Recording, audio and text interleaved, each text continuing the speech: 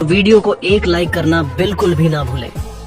दोस्तों, इंडिया और इंग्लैंड के बीच धमाकेदार 5 मैचों की T20 सीरीज का चौथा और कांटे का मुकाबला आज मुंबई के वानखेड़े स्टेडियम पर शुरू हुआ, जहां टीम इंडिया इस मैच को जीतकर सीरीज को अपने नाम करना चाहती थी। वहां इस मैदान पर इंग्लैंड के कप्तान जॉस बटलर ने टॉस जीतकर पहले गेंदबाजी करने का फैसला किया और पिछले मैच की गलती को सुधारते हुए इंडिया की टीम को पहले बल्लेबाजी करने के लिए आमंत्रित किया, जिसके बाद में भारतीय टीम पहले बल्लेबाजी करने के लिए मैदान पर आई। भारतीय टीम के लिए पारी की शुरुआत करने के लिए आज दोबारा से भारत के लिए अभिषेक शर्मा के साथ में संजू सैमसन मैदान पर उतरे। इन दोनों पर टीम इंडिया को एक बेहतरीन शुरुआत दिलाने की जिम्मेदारी थी, जहां इन दोनों ने शुरू के 2 ओवर तक संभलकर बल्लेबाजी की और सिंगल डबल से पारी को आगे बढ़ाया। हालांकि शुरू में इंग्लैंड के गेंदबाजों ने भी कसी हुई गेंदबाजी की, लेकिन 2 ओवर के बाद में इन दोनों ने ही अपने गियर बदल दिए। खास तौर पर अभिषेक शर्मा ने एक बार फिर से अपने इरादे साफ तौर पर जाहिर कर दिए। जहां अभिषेक शर्मा ने पहले तो तीसरे ओवर में 2 तूफानी छक्के और 1 चौका लगाया, वहीं उसके बाद चौथे ओवर में संजू और अभिषेक शर्मा दोनों ने एक खतरनाक छक्के लगाकर पूरी तरह से इंग्लिश गेंदबाजों के ऊपर काउंटर अटैक कर दिया। इन दोनों की बल्लेबाजी से पूरी तरह से इंग्लैंड की टीम दबाव में दिख रही थी। वहीं पावर प्ले के अंतिम ओवर में अभिषेक शर्मा ने एक बार फिर से आदिल राशिद को टारगेट किया और इस ओवर में भी अभिषेक शर्मा ने 2 लगाकर स्टेडियम पार गगनचुंबी छक्के ठोककर अपनी हाफ सेंचुरी पूरी कर ली, सिर्फ 20 गेंदों पर। इस तरह से पावर प्ले के समाप्त होने तक भारत की टीम ने 72 रन बना लिए थे। अब कहीं न कहीं संजू और अभिषेक की यह साझेदारी भारत को एक बड़े स्कोर तक ले जा रही थी, लेकिन 8वें ओवर में मार्क वुड ने आखिरकार भारत को पहला झटका दे ही दिया। जी हाँ, वुड ने संजू को आउट कर अपनी टीम को पहली सफलता दिलाई। जहां आपको बता दें कि संजू ने भारत के लिए 17 गेंदों पर 36 रन की तूफानी पारी खेली, जिसके बाद में बल्लेबाजी करने उतरे तिलक वर्मा। जहां तिलक ने जरूर आते ही कुछ बेहतरीन टाइमिंग भरे शॉट लगाए और 9वें ओवर में टीम के स्कोर को 100 रन के पार पहुंचा दिया। आज तो तिलक भी काफी अच्छे लय में दिख रहे थे और कड़क शॉट खेल रहे थे। फैंस भी भारत की बल्लेबाजी का भरपूर फायदा उठा रहे थे। इस तरह से 10 ओवर की समाप्ति तक इंडिया ने 110 रन बनाए, लेकिन उसके बाद में कुछ ऐसा हुआ जो किसी भी भारतीय ने नहीं सोचा था। जी हाँ दोस्तों, पारी के 11वें ओवर में पहली गेंद पर तिलक बड़ा शॉट खेलने के लिए गए, लेकिन उनको मार्क वुड ने अपने जाल में फंसा लिया और भारत को दूसरा झटका दे दिया। बता दें कि तिलक ने टीम इंडिया के लिए सिर्फ 13 गेंदों में 300 की स्ट्राइक रेट से 39 रन की पारी खेली, जिसके बाद में बल्लेबाजी करने के लिए आए हार्दिक पांड्या ने तो अपने बल्ले से गदर ही मचा दिया। आते ही इस खिलाड़ी ने आर्चर की लगातार 3 गेंद पर 3 तूफानी छक्के जड़कर इंग्लिश खेमे में हड़कंप मचा दिया। तो फिर अभिषेक शर्मा के साथ मिलकर उन्होंने तो इंग्लैंड की नाक में दम कर दिया।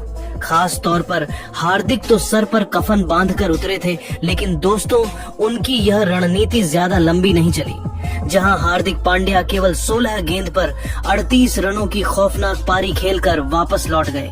इस दरमियान उनके बल्ले से 4 तूफानी छक्के भी निकले थे, जिसके बाद में बल्लेबाजी करने उतरे T20 के नंबर 1 खिलाड़ी, खुद कप्तान सूर्य कुमार यादव।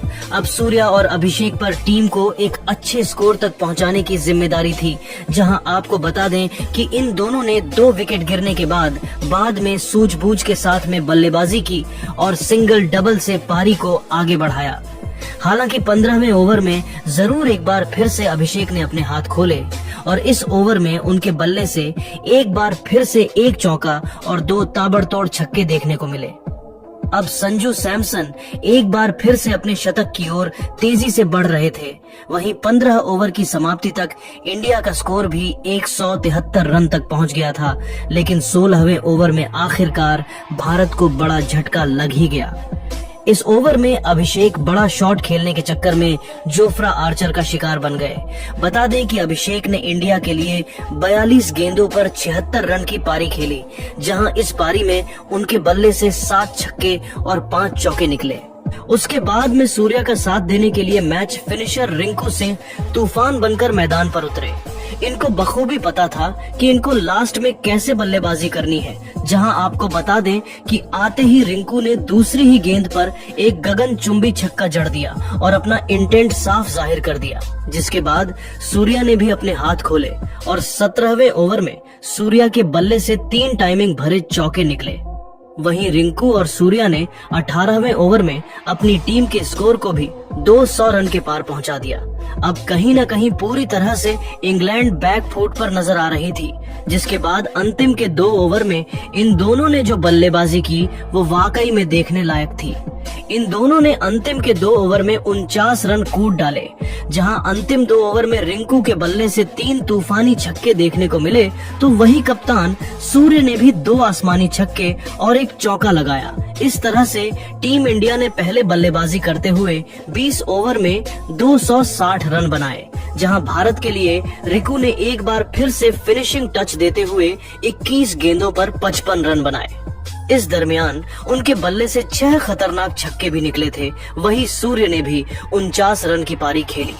अब अगर इंग्लैंड को यह मैच जीतना था तो उनको 261 रन बनाने थे, जो कि बिल्कुल भी आसान काम नहीं था भारत के गेंदबाजों के सामने। जिसके बाद में जब इंग्लैंड की टीम इस लक्ष्य का पीछा करने के लिए आई तो उनको आज एक बेहतरीन और ताबड़तोड़ शुरुआत चाहिए थी, क्योंकि लक्ष्य काफी बड़ा था। लेकिन लक्ष्य का पीछा करने उतरी इंग्लैंड की शुरुआत काफी खराब रही।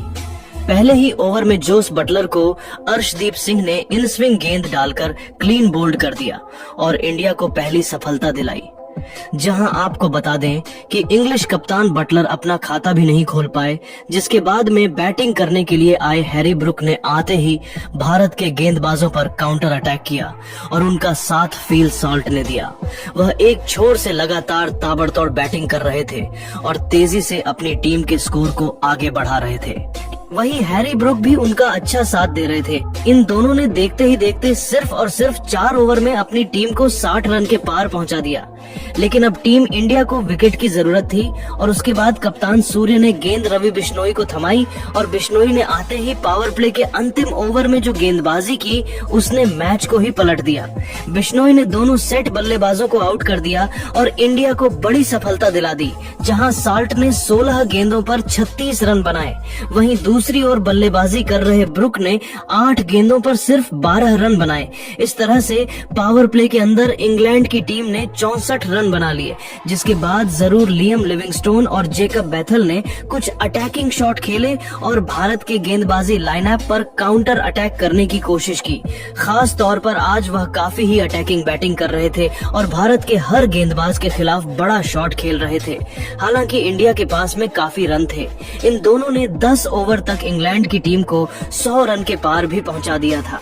अब इन दोनों को कम से कम 15 से 16 के रन रेट से हर ओवर में रन बनाने थे, जो कि बेहद ही मुश्किल था। जहां 10 ओवर के बाद बड़े शॉट खेलने के चक्कर में इंग्लैंड के बल्लेबाज लगातार अंतराल पर भारत के गेंदबाजों के जाल में फंसते चले गए। खास तौर पर रवि बिश्नोई और वरुण चक्रवर्ती ने इंग्लैंड की लगभग पूरी टीम को समेट दिया।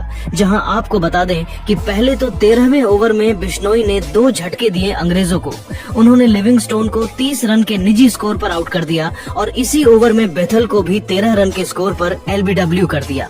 जिसके बाद 15वें ओवर में वरुण ने 2 झटके और इंग्लैंड को दे दिए, जहां इंग्लैंड का पूरा बल्लेबाजी क्रम ताश के पत्तों की तरह बिखर रहा था। हालांकि उनके बल्लेबाजों ने लड़ाई तो लड़नी चाहिए, लेकिन वह अपनी टीम को सिर्फ 165 रन तक ही पहुंचा सके और भारत की टीम ने यह मैच बड़ी ही आसानी से एक तरफा अंदाज में जीत लिया। लेकिन दोस्तों, अब आपको क्या लगता है कि अभिषेक बटलर और रिंकू में कौन सबसे खतरनाक बल्लेबाज है?